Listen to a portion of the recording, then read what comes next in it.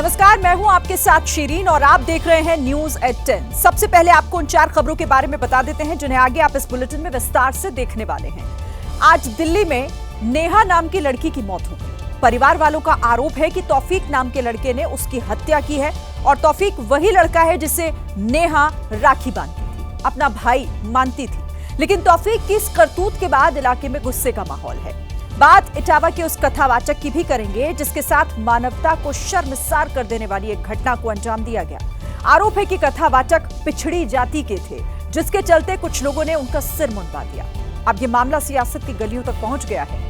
आज आपको उस पीड़ित पति का दर्द भी दिखाएंगे जो शुक्र मना रहा है कि वो पत्नी के साथ हनीमून पर नहीं गया। दावा है कि हनीमून पर ले जाकर उसकी पत्नी उसकी हत्या करने की प्लानिंग कर रही थी। देखिए, इंदौर के बाद यूपी के प्रयागराज की अगर बात करें तो सोनम और राजा रघुवंशी जैसा कांड वहां होते होते बच गया। गनीमत हालांकि ये रही कि इस बार पति ने हनीमून पर जाने से इनकार कर दिया। शादी के बाद से ही सितारा देवी कप्तान निषाद के बार बार केदारनाथ जाने की जिद कर रही थी, लेकिन कप्तान ने इनकार कर दिया।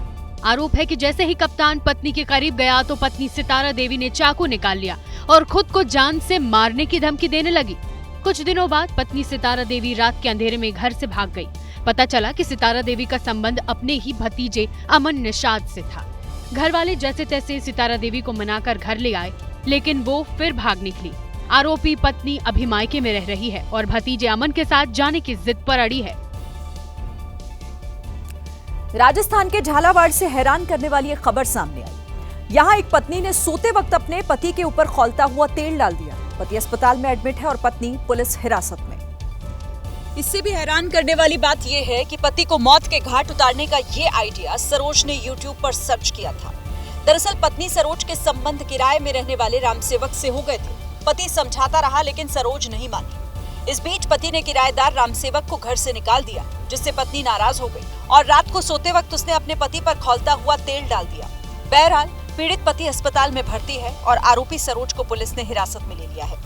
वहीं साजिश रचने के आरोप में पुलिस रामसेवक की तलाश कर रही है, जो घटना के बाद से ही फरार है। वारदात भवानी मंडी कस्बे के रामनगर इलाके की है। तेलंगाना के गढ़वाल में एक पत्नी ने अपने प्रेमी के साथ मिलकर अपने पति की हत्या कर दी। पुलिस अब आरोपियों की तलाश कर रही है। 12 मई को कन्नूर की ऐश्वर्या ने तेजस्वर के साथ शादी कर 7 जन्मों तक जीने मरने की कसम खाई थी, लेकिन शादी के 1 महीने बाद ही एक दिन तेजस्वर लापता हो गया। परिवार ने गढ़वाल पुलिस में गुमशुदगी की रिपोर्ट दर्ज करवाई। तलाशी अभियान शुरू हुआ तो कुछ दिनों बाद तेजस्वर का शव आंध्र प्रदेश के नंदयाल जिले के पिन्नापुरम तालाब से बरामद हुआ। पुलिस जांच में अब चौंकाने वाला खुलासा हुआ है। बताया जा रहा है कि ऐश्वर्या की मां का कर्नूल के एक बैंक मैनेजर के साथ अवैध संबंध था। आरोप है कि वो बैंक मैनेजर ऐश्वर्या के साथ भी अवैध संबंध बनाए हुए था। तेजस्वर और ऐश्वर्या के प्रेम संबंध से बैंक मैनेजर खुश नहीं था, लिहाजा बैंक मैनेजर ने तेजस्वर को लैंड सर्वे करने के बहाने बुलाया और फिर उसकी हत्या कर दी। गुमशुदगी का मामला अब हत्या की जांच में बदल चुका है। घर पर मातम छाया हुआ है। परिजनों का रो रो कर बुरा हाल है। गढ़वाल पुलिस ऐश्वर्या, उसके प्रेमी और भाड़े के हत्यारों की तलाश में है, जो फिलहाल फरार है। यूपी के कासगंज में एक महिला ने अपने प्रेमी के साथ मिलकर अपने पति की हत्या कर दी। दोनों ही आरोपी फरार हैं, जिनकी पुलिस अब सरगर्मी से तलाश कर रही है।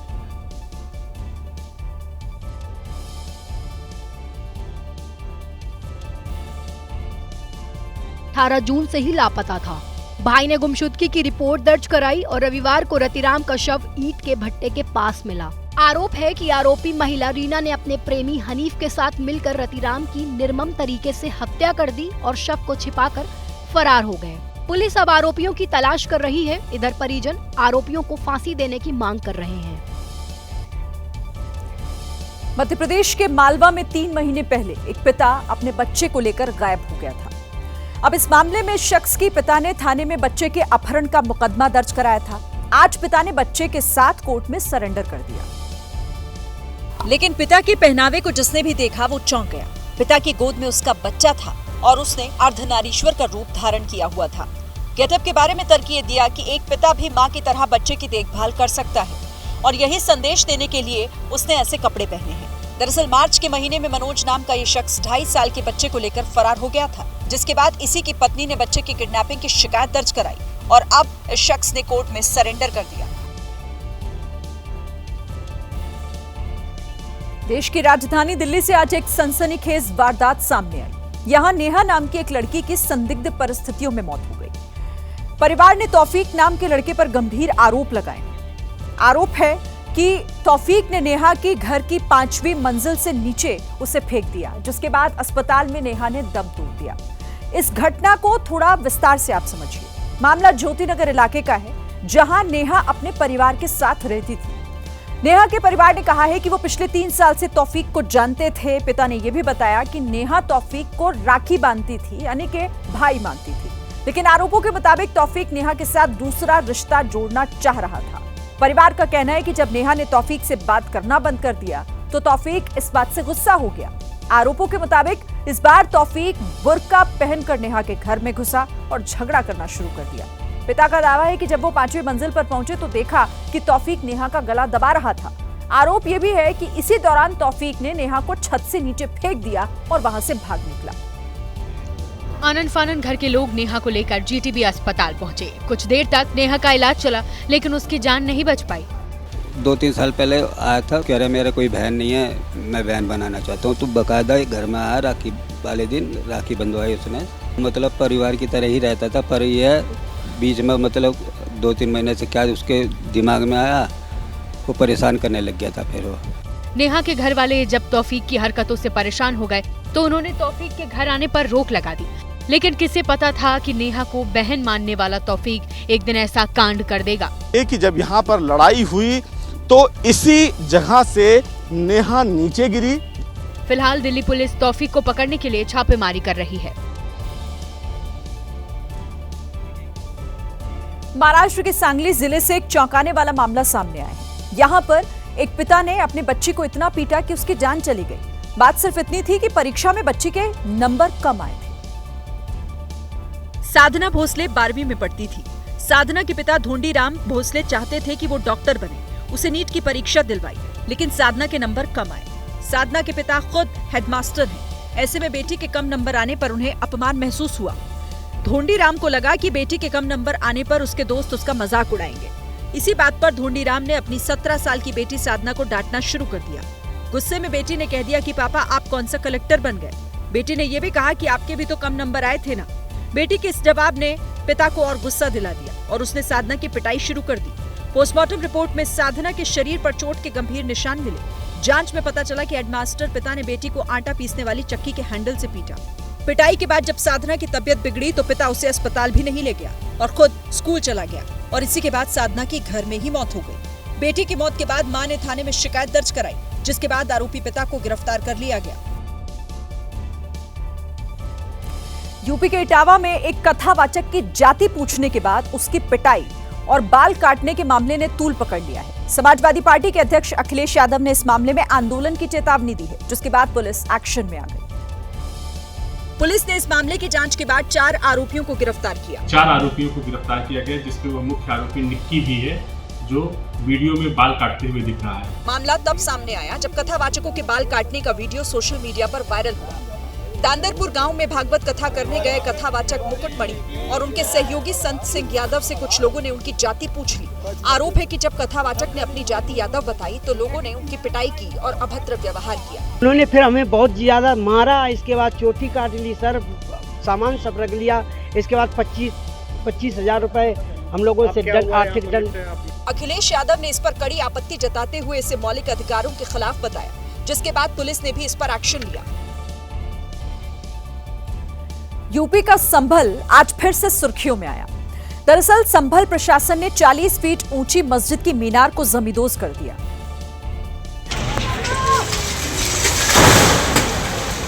रज़ाए मुस्तफा नाम की ये मस्जिद संभल के चंदौसी में अवैध तरीके से बनाई गई थी। प्रशासन ने मस्जिद कमेटी को ध्वस्त करने का अल्टीमेटम भी दिया था, जो 19 जून को पूरा हो गया। और जब कमेटी ने खुद मस्जिद नहीं हटाई तो प्रशासन की टीम हाइड्रा मशीन लेकर पहुंच गई और अवैध मस्जिद को ढा दिया गया।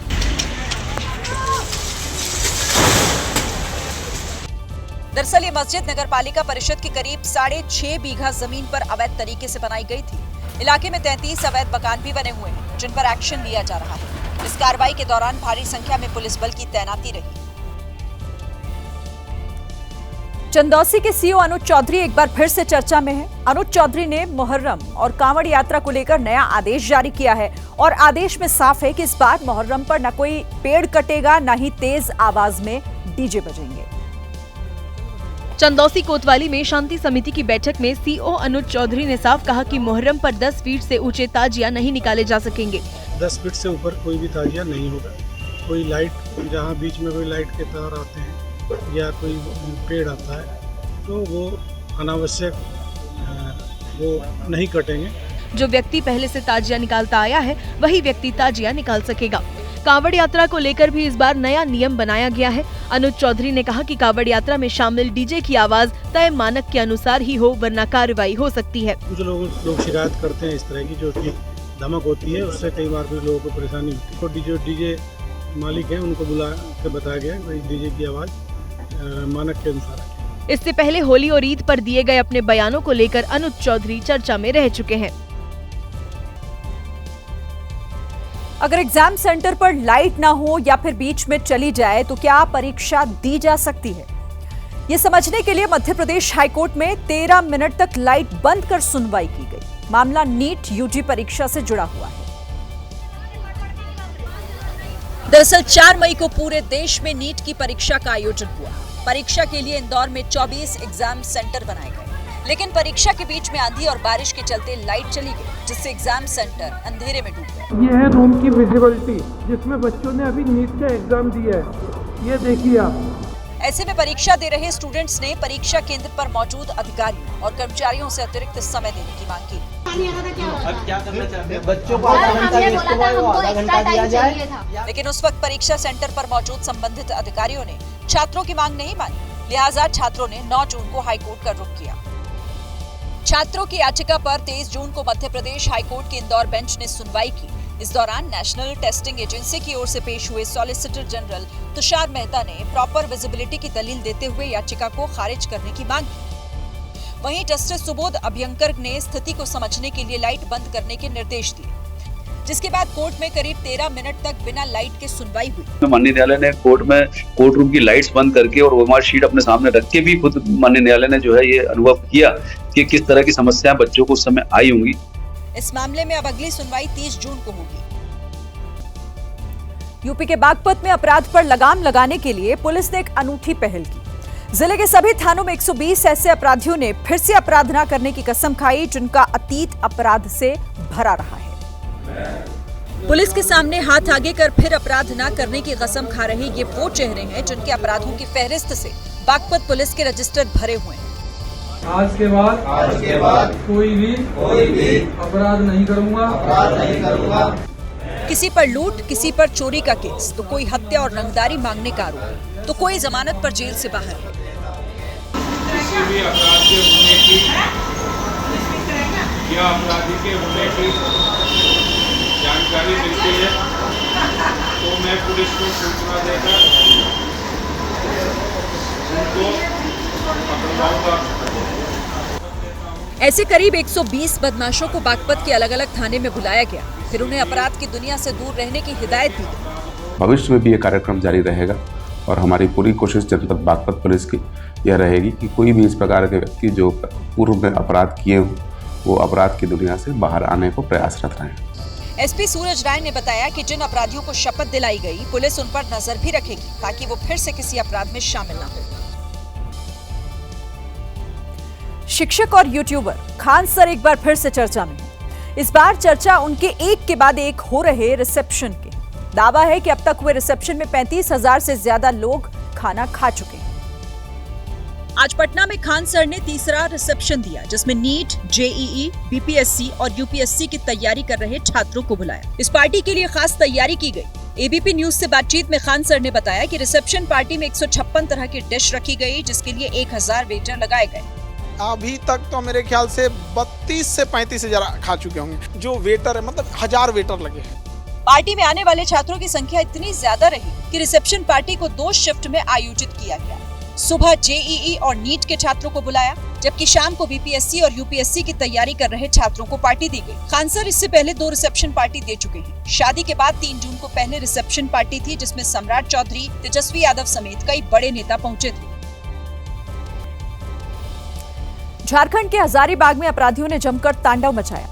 जिले के जोरकाठ इलाके में सड़क बनाने के काम में लगी कंपनी के साइट पर हथियारबंद अपराधियों ने देर रात हमला बोल दिया और वहां मौजूद 7 गाड़ियों को आग के हवाले कर दिया, जिसमें 2 हाइवा ट्रक के अलावा जेसीबी, ग्रेडर मशीन, पानी के टैंकर और जनरेटर शामिल थे।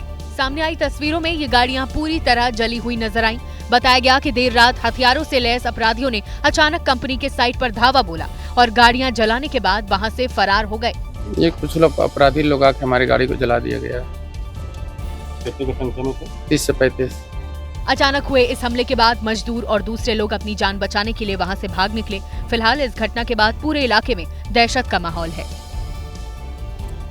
राजस्थान के श्रीगंगानगर में जारी किसानों का प्रदर्शन उग्र हो गया। ये किसान सिंचाई के लिए गंग नहर में 2500 क्यूसेक पानी छोड़ने की मांग को लेकर पिछले 9 दिनों से धरने पर बैठे हुए हैं।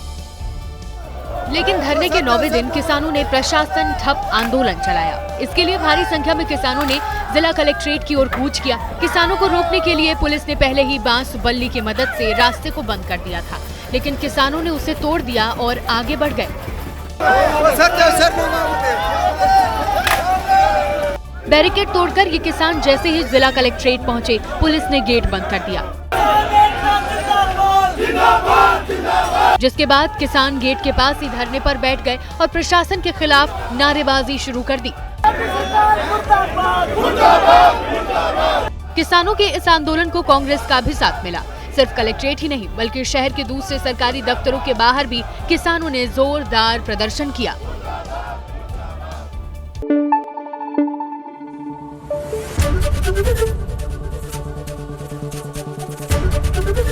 एबीपी न्यूज आपको रखे आगे।